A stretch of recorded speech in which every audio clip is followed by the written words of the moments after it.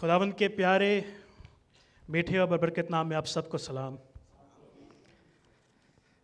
खुदावंद के नाम को सारा इज़्ज़त और जलाल मिले आज, आमीन। ये खुदावंद ने जब कलाम मुझे तकरीबन 1.5 महीना पहले दिया तो जैसे परस्तार जो होते हैं ना, उनको बड़ी एक्साइटमेंट होती है कि कब ये नया गीत मैं परस्तिश में गाऊंगा, तो जो खुदावंद के कलाम के प्यासे होते हैं उनको भी बड़ी एक अंदर से होती है कि कब खुदावंद मौका मिलेगा कि ये कलाम जो तूने आज दिया है ये मैं लोगों के सामने बयान कर सकूं। और खुदावंद ने बेशक ये कलाम 1.5 महीना पहले मुझे दे दिया हुआ था, लेकिन खुदावंद ने कहा था कि ये तू अभी नहीं सुना सकता। और मैं खुदावंद के आगे तकरीबन 1.5 महीना दुआ में रहा कि खुदावंद बताइएगा कि कब इस कलाम को मैं जहाँ पर भी आप चाहते हैं, किसी के घर में, किसी के सर्विस में, हमारे चर्च में, यूथ के साथ, कहाँ पर मैं इस कलाम को बयान करूँ। खुदावंद ने मुझे इजाज़त दी कि बहुत एक छोटा सा वर्जन इसका जनाश बाजी के घर पे मेरे छोटा सा शेयर किया था एक दिन, लेकिन आज खुदावंद ने ये वक्त मुकर्रर किया है कि मुझ जैसी ना चीज़ को इस्तेमाल कर कर आज खुदावंद ये कलाम आप तक पहुंचा सके। इसीलिए मैं कहता हूं कि सारा इज़्ज़त और जलाल खुदा बाप, खुदा बेटे और खुदा पाक रूह को ही मिले। और यकीनन ये कोई कोइंसिडेंस नहीं है कि आज जितने लोग आज यहाँ पर जमा हैं और लाइव स्ट्रीम पर भी जो देख रहे हैं, खुदावंद आपको आज इस घर में लेकर आया है इस कलाम को सुनाने की। खुदावंद ने एक अपॉर्चुनिटी दी है, तो क्या आप अपने साथ वाले के साथ कह सकते हैं कि यह कलाम मेरे लिए है? वाकई ईमान से कहिए, ये कलाम मेरे लिए है। हालेलुया। आजकल की कश्मकश में, आजकल की परेशानियों में, आज के मुआशरे में जो इंसान है वो एक ही चीज के पीछे भाग रहा है, और वो है कि मेरे पास जो है वो तो ठीक है, लेकिन अब मैं ज्यादा कैसे हासिल कर सकूं। हर रोज इंसान जो है एक ही चीज के पीछे सुबह उठता है और एक ही चीज के लिए रात को सोता है, ताकि आराम कर कर अगले दिन फिर से जाकर पैसा कमा सके। बाज़ औक़ात हमारे पास सब कुछ है, गाड़ी है, दौलत है, मकान है, घर में रोटी है, परात में आटा है, चावलों की ढेर है, गोश्त, चिकन, सब्जियां, बच्चे, जॉब्स।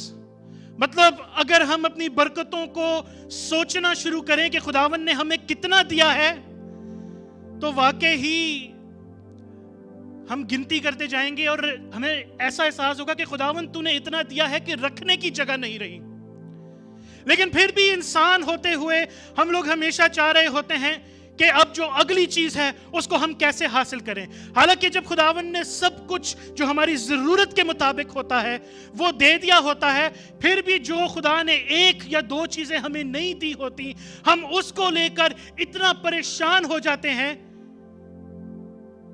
कि जो खुदावंद ने दिया है उसमें हम खुश नहीं रहते।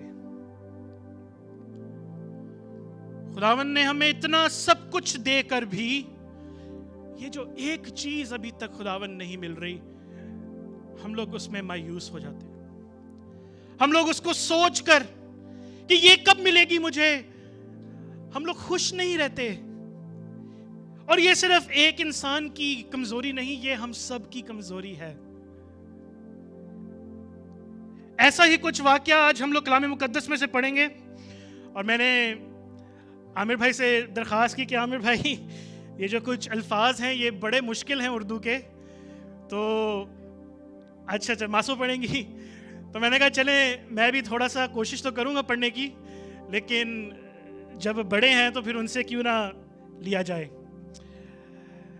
आज हम एक ऐसे शख्स पर नजर करेंगे कलाम मुकद्दस में से जो अपने इर्द गिर्द ये सब चीजों को होता हुआ देख रहा है। ये इंसान देख रहा है कि दुनिया में गुनाह बढ़ता जा रहा है। ये इंसान देख रहा है कि हर जगह पर अफरा तफरी छाई हुई है। ये इंसान देख रहा है कि सब कुछ होकर भी ये नाशुक्री कौम अभी भी खुदावंद के अगेंस्ट काम कर रही है। اور یہ سب کچھ دیکھ کر یہ انسان بہت دکھ میں، بہت افسوس کے ساتھ خداوند کے پاس جاتا ہے اور خداوند کو کہتا ہے خداوند کب تک؟ خداوند کب تک تو میرے آنسوؤں کو دیکھے گا؟ خداوند میرا رونا، میرا چلانا تیری طرف کب تک تو یہ ہونے دے گا؟ کب تک تو اس قوم کو برداشت کرتا رہے گا؟ اور وہ میرے عزیزوں اور کوئی نہیں بلکہ پرانے عہد نامے میں سے ایک نبی ہے جس کا نام ہے حبقوق۔ حبقوق جو ہے یہ ایک بہت ہی چھوٹی سی کتاب ہے، اس کے صرف 3 چیپٹرز ہیں۔ شروع میں یہ جو کتاب ہے یہ خداوند کو کمپلین کر رہی ہے، یہ خداوند سے سوال کر رہی ہے، یہ خداوند سے پوچھ رہی ہے کہ کیا تو دیکھ نہیں رہا کہ ہو کیا رہا ہے؟ بے شک یہ چھوٹی سی کتاب ہے لیکن اس کا جو وزن ہے وہ ہم سب پڑھ کر محسوس کریں گے آج۔ یہ صرف ایک پیشن گوئی نہیں ہے، یہ ایک گفتگو ہے، یہ ایک الفاظوں کی جنگ چل رہی ہے حبقوق اور خداوند کے ساتھ۔ یہ ایک آدمی دنیا کو دیکھ رہا ہے، نا انصافی کو محسوس کر رہا ہے اور خدا سے وہ سوال پوچھ رہا ہے جو شاید ہم ایک ایماندار ہوتے ہوئے خدا سے ڈرتے ہیں پوچھتے ہوئے، اور وہ کہتا ہے خداوند تو کیا کر رہا ہے؟ Lord, what are you doing? اب اس کتاب کو خاص بنانے والی بات یہ ہے کہ خداوند اسے جواب دیتا ہے۔ آئیے میرے ساتھ نکالیے حبقوق کی کتاب اس کا پہلا باب۔ Let's turn with me to Habakkuk chapter 1 اور اس کی دوسری آیت سے پڑھیں گے۔ اب حبقوق تعریف کے ساتھ نہیں شروع کر رہا اس کتاب کو، وہ خداوند کو میٹھے میٹھے الفاظ دے کر نہیں کہہ رہا کہ خداوند میں تینوں تھوڑا مکھن لگاواں پہلا پھر تیرے کو جواب کٹواواں۔ حبقوق جو ہے he gets directly to the point، وہ مایوسی کے ساتھ، پریشانی کے ساتھ اس کتاب کو شروع کرتا ہے۔ وہ اپنے ارد گرد دیکھتا ہے، وہ تشدد، بدعنوانی، ناانصافی، گناہ، پاپ کو دیکھ کر خدا سے کہتا ہے اے خداوند کب تک؟ میرے لیے پلیز پڑھ دیجئے حبقوق کی کتاب اس کا پہلا باب اور اس کی دوسری آیت، بلکہ پہلی اور دوسری آیت دونوں پڑھ دیجئے۔ خداوند کے پاک کلام میں سے حبقوق نبی کی کتاب اس کا پہلا باب اس کی دوسری آیت۔ حبقوق نبی کی رویا کا بارِ نبوت۔ اے خداوند میں کب تک نالہ کروں گا اور تو نہ سنے گا؟ میں تیرے حضور کب تک چلاؤں گا؟ ظلم ظلم اور تو نہ بچائے گا۔ ہاللویا! یہ بغاوت نہیں ہے، یہ ایک ایماندار کا ایمان ہے۔ وہ یقین رکھتا ہے کہ خداوند سب دیکھ رہا ہے، لیکن اس کو یہ سمجھ نہیں آ رہی کہ جب خداوند دیکھ رہا ہے تو خداوند کچھ کر کیوں نہیں رہا۔ لیکن اسی آیت میں آگے پھر گفتگو شروع ہوتی ہے خداوند کی اور حبقوق کی۔ میرے ساتھ چھٹے باب پہ جائیے۔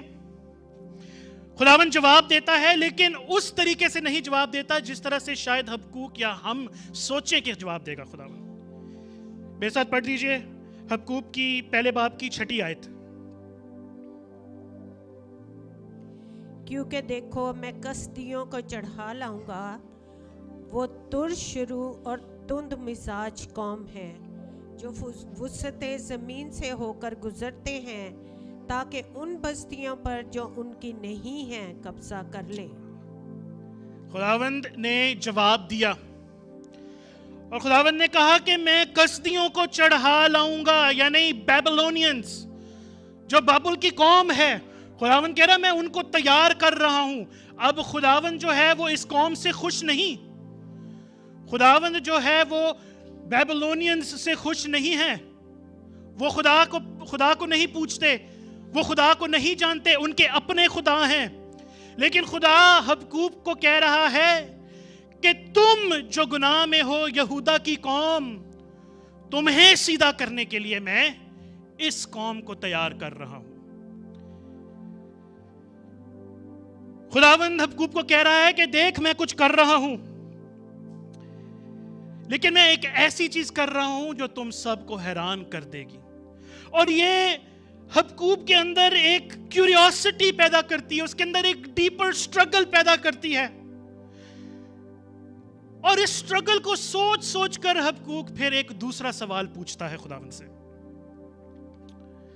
अब देखिए, मसला सिर्फ खामोशी का नहीं रहा। अब खुदा ने हबकूक को बताया है कि तूने मेरे से यहूदा की कौम के बारे में पूछा है, और अब मैंने तुझे जवाब दिया है, और जवाब यह है कि मैं एक ऐसी कौम तैयार कर रहा हूं जो तुम सबको आकर खा जाएगी। 13वें बाब में जाइए, तो अब इस बात को सुनकर हबकूक खुदा से क्या बात करता है। 13वीं आयत में लिखा है, तेरी आंखें ऐसी पाक हैं कि तू बदी को देख नहीं सकता। ये हबकूक खुदा को कह रहा है। और कचरफ्तारी पर निगाह नहीं कर सकता, फिर तू दगाबाजों पर क्यों नजर करता है? और जब शरीर अपने से ज्यादा सादिक को निगल जाता है, तब तू क्यों खामोश रहता है?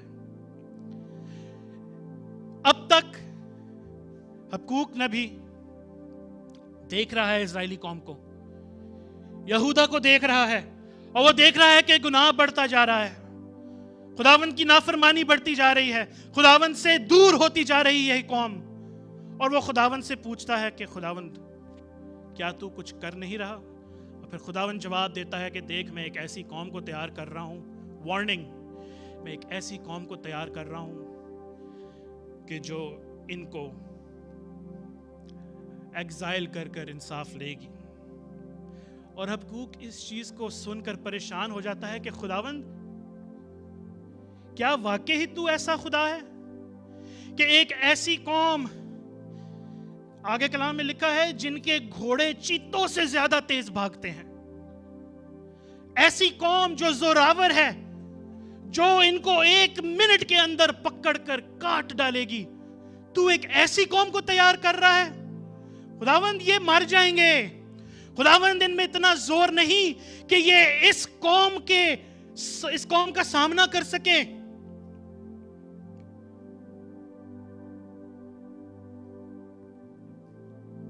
इस कंफ्यूजन को, इस टेंशन को, इस इमोशन को लेकर हबकूक नबी जो है वो दूसरे बाप में जाता है।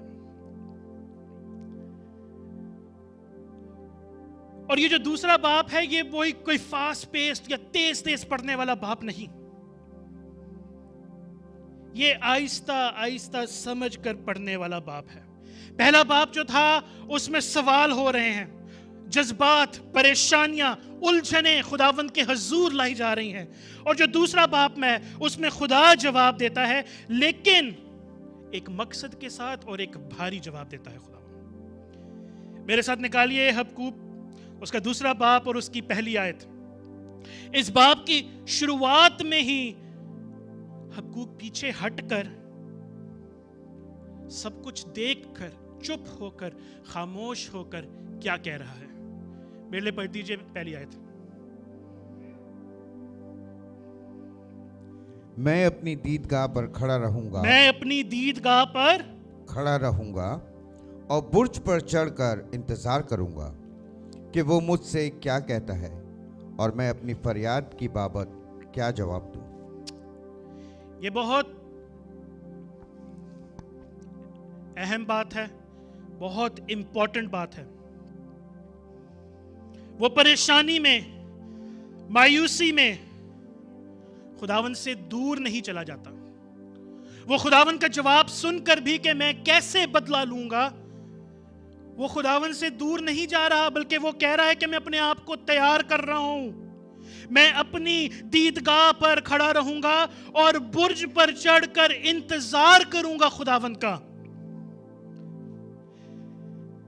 ये परेशानी के दरमियान में एक ईमान रख रहा है।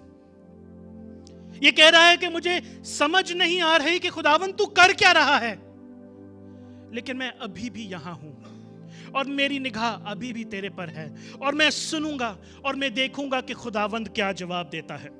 और खुदा उसे कहता है کہ ایک رویا ہے میں جو تجھے دے رہا ہوں حبقوق، تجھے میں ایک رویا دے رہا ہوں، بڑے دھیان سے لکھ لے۔ خداوند واضح طور پر ایک جواب دیتا ہے۔ خداوند کہتا ہے دوسرے اور تیسری آیت میں، تب خداوند نے مجھے جواب دیا اور فرمایا کہ رویا کو تختیوں پر ایسی صفائی سے لکھ کہ لوگ دوڑتے ہوئے بھی پڑھ سکیں۔ خداوند جب جواب دیتا ہے تو وہ کہتا ہے کہ اس کو ایسے لکھ لے کہ کوئی ایک آنکھ بھی اس کو مس انٹرپریٹ نہ کر پائے، کوئی ایک آنکھ بھی اس کو مس نہ کر جائے، کیونکہ دیکھ میں اتنی صفائی سے لکھ رہا ہوں، کیونکہ جو میں کہتا ہوں وہ میں کرتا ہوں۔ کیونکہ یہ رویا ایک مقرر وقت کے لیے ہے، یہ جلد وقوع میں آئے گی اور خطا نہ کرے گی، اگرچہ اس میں دیر ہو تو بھی اس کا منتظر رہ، کیونکہ یہ یقیناً وقوع میں آئے گی، تاخیر نہ کر۔ اس کا مطلب یہ ہے کہ جو خدا کہنے والا ہے وہ یقیناً ہوگا، پر اس کا یہ بھی مطلب ہے کہ ضروری نہیں کہ یہ تب ہو جب ہم چاہتے ہیں، یہ تب ہو جب حبقوق چاہتا ہے۔ خداوند کہتا ہے تجھے جواب چاہیے تھا، جواب میں دے رہا ہوں، کب ہوگا، کیسے ہوگا، کس وقت ہوگا، وہ تب ہوگا جب میں کہوں گا۔ اب اس باپ کے اندر ایک مرکزی سچائی ہے۔ آگے جب ہم پڑھنے والے ہیں چوتھی آیت کو، ورس 4، اس آیت کے اندر سب کچھ مل جوڑ کے ٹکا ہوا ہے۔ میرے لیے پڑھ دیجئے دوسرے باب کی چوتھی آیت۔ دیکھ متکبر آدمی کا دل راست نہیں ہے۔ ایک منٹ پھر سے پڑھیے اس کو۔ دیکھ متکبر آدمی کا دل راست نہیں ہے، لیکن صادق اپنے ایمان سے زندہ ہے۔ ہاللویا، تالیاں بجائیں خداوند کے لیے۔ The just shall live by faith۔ دیکھ متکبر آدمی کا دل راست نہیں ہے، لیکن صادق اپنے ایمان سے زندہ رہے گا۔ ہاللویا۔ خداوند نے جواب دیا اور خداوند نے پھر زوراور جواب دیا۔ اس کے مقابلے میں خداوند غرور کرنے والے شخص کو اس طرح بیان کرتا ہے کہ وہ انسان اپنے آپ میں سے بھرا ہوا ہے، وہ بے سکون ہے، وہ ناراست یا بے راست ہے، وہ جھوٹا ہے، وہ گناہوں میں ہے، وہ خدا سے دور ہے، وہ خدا کے رستے کو جان کر بھی خدا کی راہ پر چلنا نہیں چاہتا، لیکن صادق اپنے ایمان سے زندہ رہے گا۔ اب زندگی جینے کے خداوند کے حضور دو طریقے ہیں، یا تو آپ غرور میں ہیں اور پھر آپ خود سے اور خود پر بھروسہ رکھتے ہیں اور پھر آخر میں آپ گر جاتے ہیں، یا پھر ہمارا ایمان خدا میں ہے، ہم خدا پر بھروسہ رکھتے ہیں اور پھر ہم حقیقی زندگی پاتے ہیں۔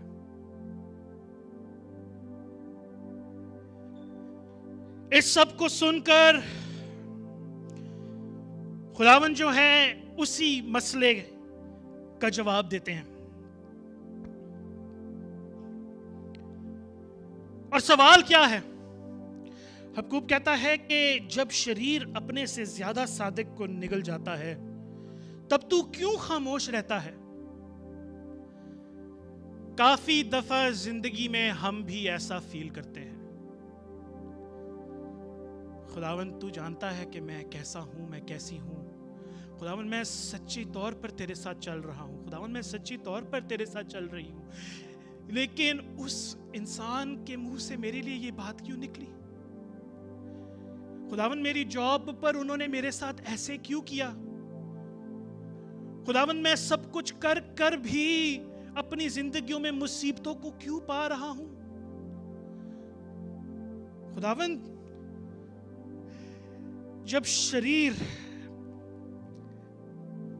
اپنے سے زیادہ صادق کو نگل جاتا ہے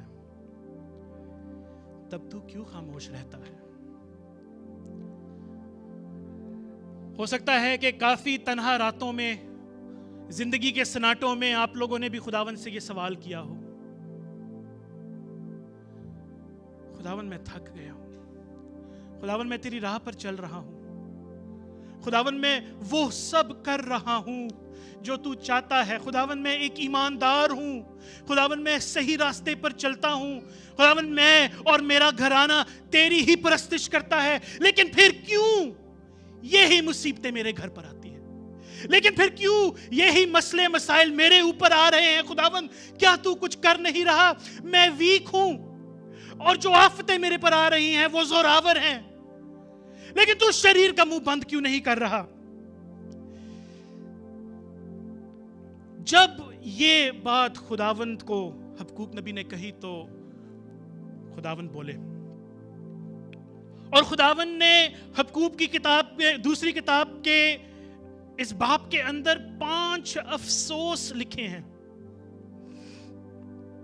अफसोस इस पर, अफसोस उस पर, अफसोस इस पर, और वो बाबुल की कौम के बारे में बात कर रहा है खुदावंद। The Lord is talking about the Babylonians, क्योंकि हबक्कूक नबी का सवाल ये था कि यहूदा की कौम तो बहुत वीक है, गुनाह में है, लेकिन वीक है, लेकिन तू इन लोगों को जो पहले से ही गुनाह में हैं उनको इस्तेमाल करेगा हमें सीधा करने के लिए? खुदावंद ने कहा, देख तुम लोग जो कर रहे हो उसका इंसाफ मैं करूंगा इनको इस्तेमाल करके, लेकिन जो ये कर रहे हैं इनका भी इंसाफ मैं ही करूंगा। तू परेशान मत हो। निकालिए मेरे साथ सबसे पहला अफसोस जो हम लोग पढ़ते हैं, लालच और इस्तिसाल। दूसरे बाब की 6 से 8 आयत पढ़ दीजिए मेरे लिए। क्या ये सब उस पर मिसल ना लाएंगे और तंजन ना कहेंगे कि उस पर अफसोस जो औरों के माल से मालदार होता है, जो औरों के माल से मालदार होता है, लेकिन ये कब तक? और उस पर जो कसरत से गिरो लेता है, क्या वो अच्छे खा जाने को अचानक ना उठेंगे और तुझे मुस्तरिब करने को बेदार ना होंगे, और तू उनके लूट ना होगा, उनके लिए लूट ना होगा, क्योंकि तूने बहुत सी कौमों को लूट लिया और मुल्क और शहरों पर शिंदों में खूनरेजी और सितमगरी की है, इसलिए बाकी मांदा लोग तुझे गारत करेंगे। खुदावन कह रहा है कि जो कुछ उन्होंने लिया है वो उनसे वापस लिया जाएगा। फिर खुदावन फिर से बोलते हैं 9 से 11वीं आयत में खुदावंद ने दूसरा अफसोस किया इस कौम के ऊपर, ना इंसाफी से अपनी हिफाजत बनाना। और कलाम में लिखा है, उस पर अफसोस जो अपने घराने के लिए नाजायज नफा उठाता है ताकि अपने आशियाना बुलंदी पर बनाए और मुसीबत से महफूज रहे। खुदावंद कह रहा है कि जो दीवारें उन्होंने बनाई वो खुद उनके खिलाफ गवाही देंगी। फिर खुदावंद जवाब देकर तीसरा अफसोस कहता है, तशद्दुद और खून रेजी का 12वीं से 14वीं आयत में लिखा है, उस पर अफसोस जो कस्बे को खून रेजी से और शहर को बदकरदारी से तामीर करता है। खुदावंद कह रहा है कि उनकी मेहनत बेकार है, लेकिन खुदावंद का जलाल जमीन को भर देगा। उसके बाद खुदावंद चौथा अफसोस कहता है इस कौम के लिए, जिल्लत और सख्ती का। 15वीं से 17वीं आयत में लिखा है, उस पर अफसोस जो अपने हमसाये को अपने कहर के जाम पिलाकर मतवाला करता है ताकि उसको बेपर्दा करे।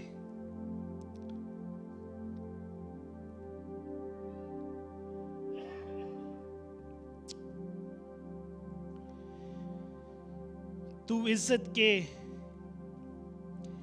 इवज रुसवाई से भर गया है। गौर से सुनिएगा, तू भी पीकर अपनी नामख्तूनी जाहिर कर, खुदावंद के दाहिने हाथ का प्याला अपने दौर में तुझ तक पहुंचेगा और रुसवाई तेरी शौकत को ढांप ले। चूंकि तूने मुल्को शहरों बशिंदों में खून रेजी और सितमगरी की है, इसलिए वो ज्यादती जो लुबनान पर हुई और वो हलाकत जिससे जानवर डर गए तुझ पर आएगी। इसके बाद पांचवा अफसोस, और वो थी बुत परस्ती। अब जो जानते हैं उनको पता है कि ये वो कौम थी जिन्होंने लकड़ी के, सोने के और पता नहीं किन किन चीजों के खुदा अपने सामने बनाकर उनको पूजा करते थे। मेरे लिए पढ़ दीजिए दूसरे बाब की 18वीं से 19वीं आयत। खोदी हुई मूरत से क्या हासिल कि उसके बनाने वाले ने उसको खोदकर बनाया। ढाली हुई मूरत और झूठ सिखाने वाले से क्या फायदा।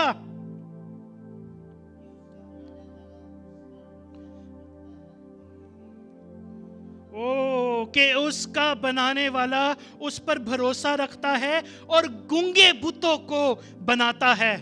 ये सुन नहीं सकते, ये बोल नहीं सकते, ये सिर्फ एक मूर्तियां, ये सिर्फ एक हाथ की बनाई हुई चीज है जिसको इन्होंने खुदा बना लिया हुआ है। लेकिन ये नहीं देख पा रहे कि जब सूरज सुबह उठता है और रात को ढलता है, और जब बारिश होती है और जब धूप निकलती है और जब तूफान आता है और जब परिंदे रोटी खाते हैं और जो मछलियों को दाना मिलता है, अब जब इंसान उठता है, जीता है, बोलता है, सोचता है, हिलता है, उसके मुंह से खुदावन की सांस निकलती है, वो किसी मूरत ने नहीं, वो हमारे जिंदा खुदा ने बनाई है।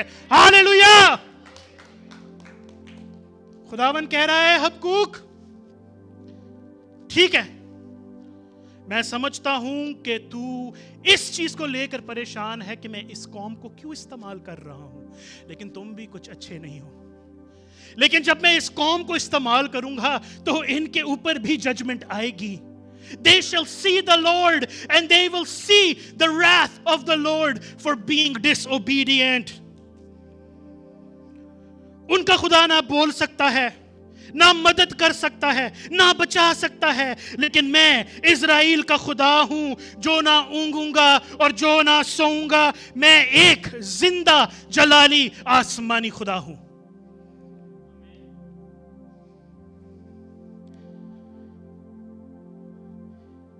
इस सब को सुनकर हबक्कूक नबी आखिरी बयान में ये आहिस्ता आहिस्ता समझ रहा है कि खुदा अब भी तख्त पर है। हालेलुया। कितने लोग ईमान रखते हैं कि खुदा अब भी तख्त पर है? आमीन। दूसरे बाब में हम देखते हैं कि एक ताकतवर तरीके से एक काम होने को है,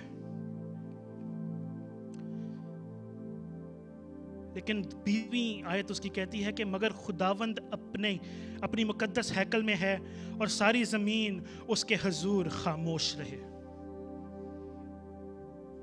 सवाल तूने पूछ लिए, जवाब तुझे मिल गए, लेकिन खुदा मैं हूं और तुम्हें सिर्फ मेरे आगे चुप रहना है। और देखो मैं क्या करता हूं। इतने सारे सवाल, इल्जामात, उलझने, परेशानियां, सवालों के जवाब मिल गए। खुदा सब कुछ बयान नहीं करता, बल्कि खुदावंद अपने आप को बयान और अपने आप को जाहिर करता है। वो अभी भी हुकूमत कर रहा है, वो हमसे दूर नहीं है और सब कुछ अभी भी खुदावंद के कंट्रोल में है। वाकई में दूसरा बाप हमें यह दिखा रहा है कि हो क्या रहा है और होने वाला क्या है। खुदा यह समझा रहा है कि देख, मैं तेरे दुश्मनों के साथ کیا کرنے والا ہوں. خداوند حبقوق کی کشمکشی کا جواب دے رہا ہے. حبقوق کہتا ہے خداوند تو خاموش کیوں ہے؟ اور خداوند کہتا ہے میں کام کر رہا ہوں لیکن اپنے وقت پر.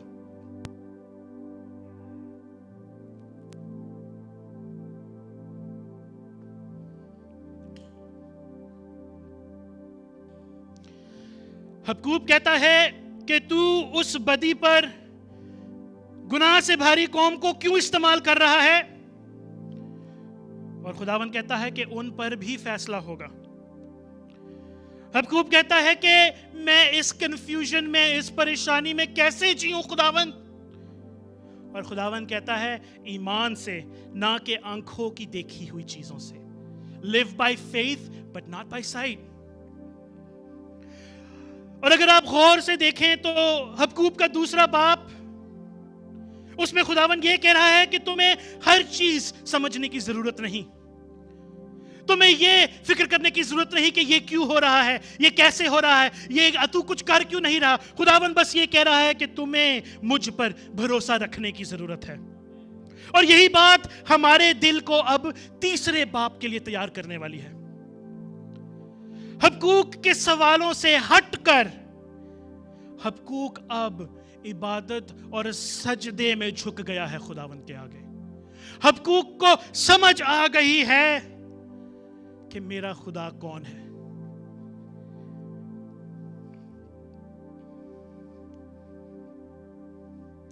یہ جو تیسرا باب ہے یہ پہلے دوسرے باب سے بہت ہی الگ ہے. یہاں پہ کوئی بحث نہیں، یہاں پہ کوئی سوال نہیں.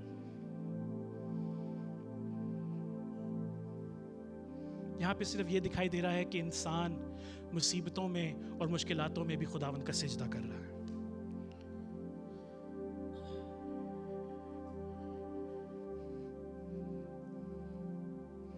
یہ جو تیسرا باب ہے یہ ایک دعا کے طور پر ہمارے سامنے کھلتا ہے، لیکن ایک دم سے ہی ہم دیکھتے ہیں کہ حبقوق کے اندر ایک تبدیلی آئی ہے. میرے ساتھ نکالیے تیسرے باب کی دوسری آیت.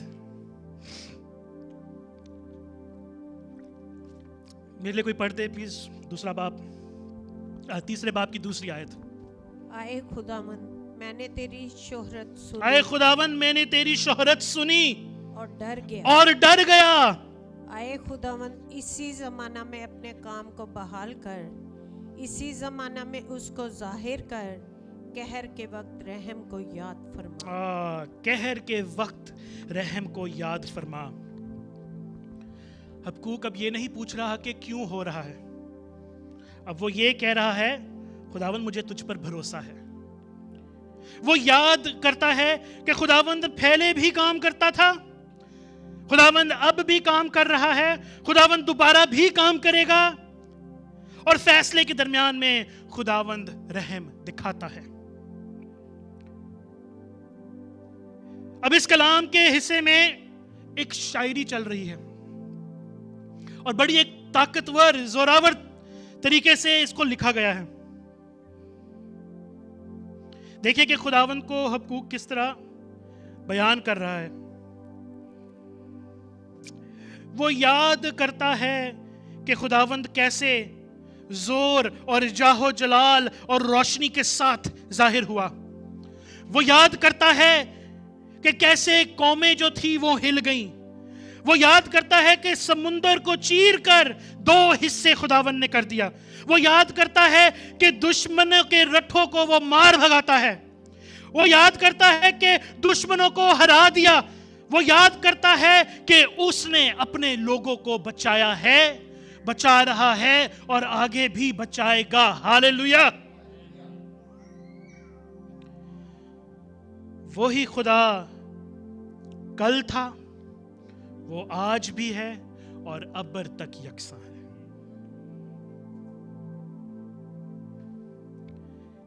حبقوق کو پوری طرح سے بائبل کی پوری طریقے سے سمجھ نہیں آئی. اس کو سمجھنے کی ضرورت ہی نہیں اور نہ اس کو ڈرنے کی ضرورت ہے. اسے یہ یاد رکھنا ہے کہ میرا خدا اب بھی حاکم ہے اور قدرت رکھتا ہے. اب جب ڈر کی بات آئی تو یہ ہم تیسرے باب میں پڑھنے والے ہیں کہ ڈر ہے اس کے اندر. وہ خدا پر ایمان رکھتا ہے لیکن اس کے اندر ڈر ہے کیونکہ اس کو پتا ہے خداوند نے کہا تھا اس کو تختی پر لکھ دے, اتنی صفائی سے لکھ کہ جو دوڑتا ہوا بھی جائے تو وہ پڑھ لے. اس کو پتا ہے کہ خداوند جو کہتا ہے وہ کرتا ہے. نکالیے میرے ساتھ تیسرے باب کی 16ویں آیت میرے لیے پلیز پڑھ دیجئے.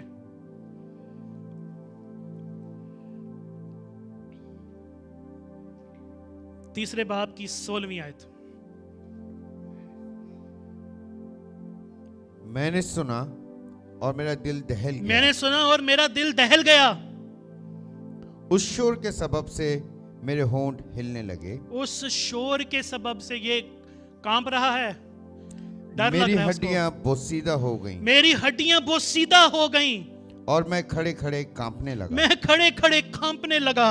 لیکن میں صبر سے ان کے برے دن کا منتظر ہوں. میں صبر سے ان کے برے دن کا منتظر ہوں جو اکٹھے ہو کر ہم پر حملہ کرتے ہیں. جو اکٹھے ہو کر ہم پر حملہ کرتے ہیں. ہاللیلویا. اب حبقوق نبی جو ہے وہ سمجھ رہا ہے کہ میرا خدا ہے کیا. وہ بیان کر رہا ہے کہ میں ڈرتا ہوں, میرے ہونٹ ہل رہے ہیں, میری ٹانگیں کانپ رہی ہیں, مجھے پتا ہے کہ بہت برا ہونے والا ہے, لیکن پھر بھی مجھے پتا ہے کہ خداوند اس قوم کا انصاف کرے گا. وہ ابھی بھی ڈرا ہوا ہے. آنے والے فیصلے کا اس کو پتا ہے کہ یہ حقیقت ہے, لیکن وہ کہتا ہے کہ میں صبر سے ان کے برے دن کا منتظر ہوں. ڈر اب بھی ہے لیکن اب وہ اسے کنٹرول نہیں کر رہا. اب اس نے اس کو خداوند کے ہاتھ میں دے دیا ہے. کرتے کرتے کرتے جیسے وہ خداوند کے آگے جھک رہا ہے, خداوند کی پرستش کر رہا ہے, اس کا ایمان بڑھتا جا رہا ہے. اب میں آپ کو صورتحال یاد کرا دوں. یہودا کی قوم بہت بری حالت میں ہے. They're about to be exiled by the Babylonians. They're going to be taken away. ہر جگہ پر آگ ہوگی, توڑ پوڑ ہوگی. بچے جو ہیں وہ اپنی ماں کے لیے, ان کے دودھ کے لیے روئیں گے. سڑکیں, دکانیں, گھر, توڑ پوڑ سب کچھ, اور ان کو غلاموں کی طرح ہتکڑیاں باندھ کر بابل جو ہے اپنے ساتھ لے جائے گا. اور یہی چیز یرمیہ نبی اپنی کتاب میں بھی بیان کرتا ہے کہ وہ دیکھتا ہے تو خداوند نے اس کو کیا دکھایا کہ ایک کمہار کے ہاتھ میں جب مٹی بگڑ گئی. آپ لوگ سب سٹوری کو جانتے ہیں. اب یہ سب کچھ جان کر بھی غور فرمائیے گا کہ حبقوق نبی کا جو ایمان ہے وہ اندر سے کیا کہتا ہے. میرے ساتھ بہت آرام سے ایک ایک ورس کو لے کر 17ویں سے 18ویں آیت پڑھیے گا میرے ساتھ. اگرچہ انجیر کا درخت نہ پھولے اور تاک میں پھل نہ لگے اور زیتون کا حاصل ضائع ہو جائے اور کھیتوں میں کچھ پیداوار نہ ہو اور بھیڑ خانہ سے بھیڑ جاتی رہیں اور طویلوں میں مویشی نہ ہو,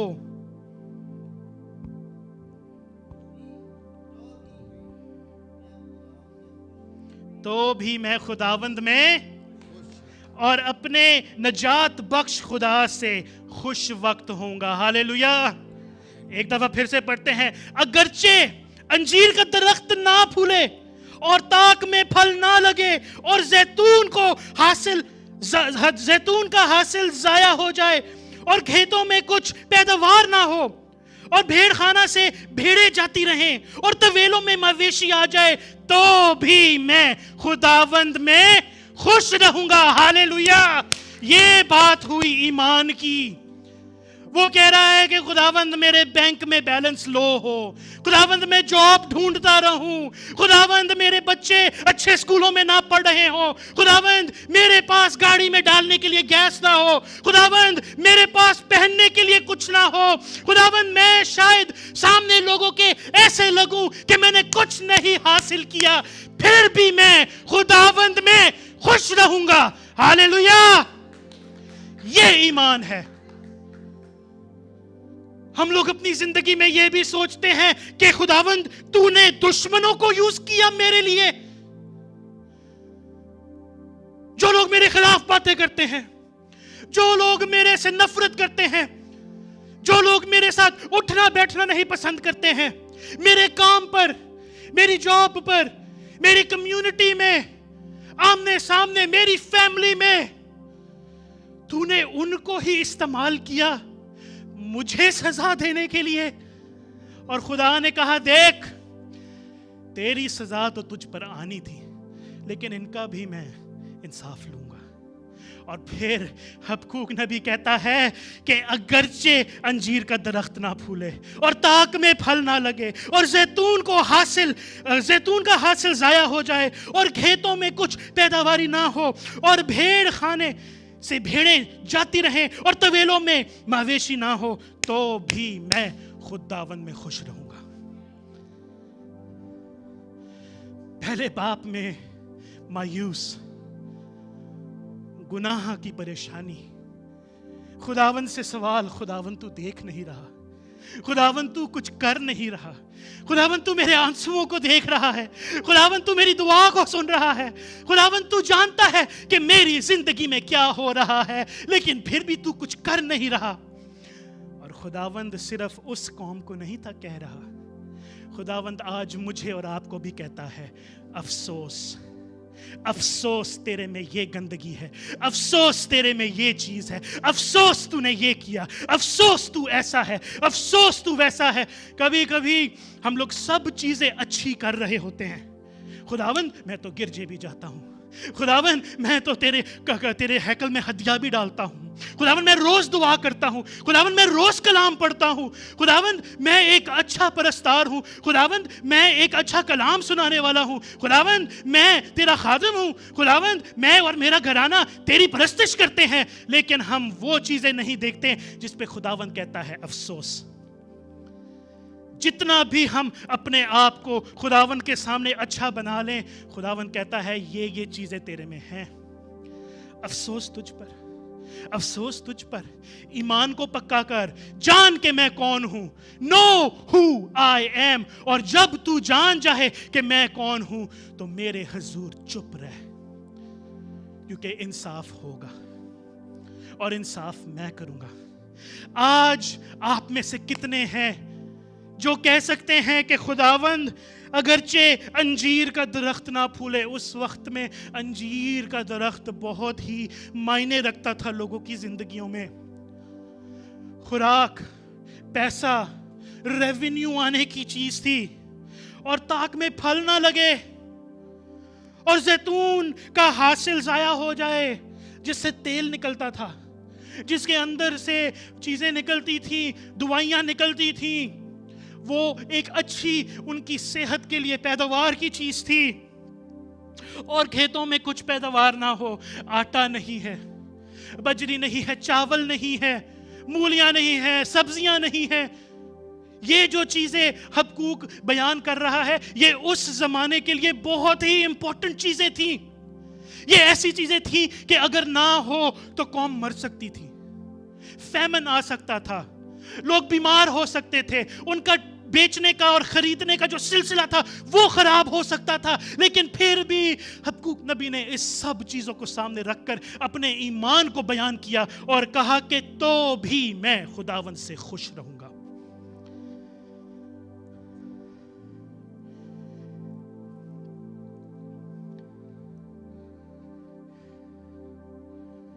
آخر میں جب وہ سمجھ جاتا ہے کہ خداوند کی شکر گزاری کرنی ہے, خداوند میں خوش رہنا ہے, تو ایک بڑی پیاری سی تصویر ہمارے سامنے دکھائی جاتی ہے.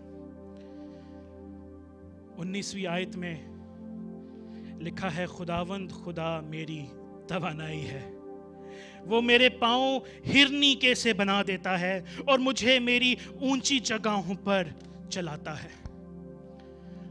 आप में से काफी लोग उस ऊंची जगह पर जाने की कोशिश कर रहे हैं और खुदावंद इस चीज से मना नहीं करता। खुदावंद ये नहीं कह रहा कि आपको अच्छी चीजें नहीं मिलनी चाहिए। खुदावंद ये नहीं कह रहा कि आपको प्रमोशन नहीं मिलनी चाहिए। खुदावंद ये नहीं कह रहा कि आपको बड़ा घर, बड़ी गाड़ी, नई नौकरी, ज्यादा पैसे ये नहीं मिलने, नहीं, खुदावंद देगा। खुदावंद चाहता है कि आप उस प्रोसेस से गुजरें जहां पे आपको समझ आ जाए कि खुदावंद कौन है, और फिर आप चुप खड़े हो जाएं और कहें कि खुदावंद मेरी ये ख्वाहिशें हैं, मैं चाहता हूं मेरे पास ये हो, लेकिन अगर नहीं भी होगा तो खुदावंद मैं तुझ में खुश रहूंगा। खुदावंद आपके मांगने से ज्यादा आपके दिल को देख रहा है। खुदावंद आपके पोस्चर को देख रहा है कि इसको जब मैंने दिया तो ये परस्तिश करता है, जब इससे ले लूंगा क्या ये फिर भी परस्तिश करेगा। और इधर देखते हैं कि उसके ईमान ने उसके अंदर एक ऐसी तस्वीर पैदा की है कि खुदावंद मेरे पांव हिरनी के से कर देगा। और हिरनी क्या करती है? वो पहाड़ों पर चलती है। और खुदावंद ने एक निजामी तौर पर हिरनी के पैरों को ऐसे तैयार किया है कि वो बैलेंस में रहती है, वो पहाड़ों पर चढ़ सकती है, वो फिसलती नहीं आसानी से। उसको पता है कि अगला कदम मैंने कहां पर रखना है, और करते करते करते करते वो पहाड़ पर चढ़ जाती है। और हबक्कूक नबी कह रहा है कि खुदावंद मेरे पांव को अब हिरनी के से कर देगा, कि जब मैं भी नेक्स्ट स्टेप पर जाऊं तो मुझे पता है ये कदम खुदा ने मुझे दिया है, और फिर मैं उससे अगली सीढ़ी चढ़ूं तो मुझे पता है कि ये भी खुदावंद ने कदम दिया है, और उससे अगली सीढ़ी चढ़ूं तो मुझे पता है कि ये खुदावंद ने दिया है। खुदावंद ने मेरे पैरों को इस काबिल किया है कि मैं इस मकाम तक पहुंच सकूं। फिर भी ना हो तो खुदावंद मैं तुझ में खुश रहूंगा। आज आपके सामने इस कलाम के 3 बाब रखे गए। पहले में सवाल पूछे गए, दूसरे में खुदा ने बोला, और तीसरे में हम देखते हैं कि वो परस्तिश और शुक्रगुजारी में खुदावंद के आगे झुक गया। काफी दफा हम लोग कहते हैं कि खुदावंद मैं नहीं समझ रहा कि क्या हो रहा है, लेकिन आइए हम अपने आप को तैयार करें कि हम कहें खुदावंद फिर भी मैं इंतजार करूंगा, खुदावंद मैं इंतजार करूंगा। You are a just God. You will do what you need to do, how you need to do it. फिर चाहे खुदावंद तू मेरे दुश्मनों को इस्तेमाल करे, फिर चाहे तू मेरे दोस्तों को इस्तेमाल करे, फिर चाहे तू किसी को ना भी इस्तेमाल करे, मुझे ये पता है कि जब मैं बुरे वक्त में से भी गुजर रहा हूं तो खुदावंद तू पीछे से काम कर रहा है। मुझे पता है कि जब मैं बुरे वक्त में, जिंदगी के सन्नाटों में, फर्क मौसमों से गुजर रहा हूं तो खुदावंद तू काम कर रहा है। और जब हम परेशान हो जाते हैं कि किसी ने हमारे लिए क्या बोला, काम पे हमारे किसी ने हमारी शिकायत लगा दी, हमारी जॉब चली गई, हमारे पास पैसा नहीं, हम मुश्किल हालात से गुजर रहे हैं, अरे यही तो ईमानदार की जिंदगी है मेरे प्यारो। नींदे गफलत से जाग जाना, यही मसीही ईमान है।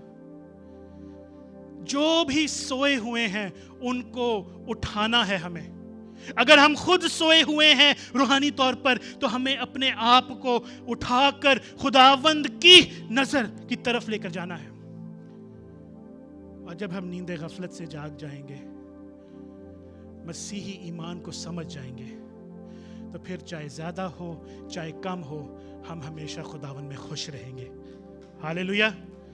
God bless you all.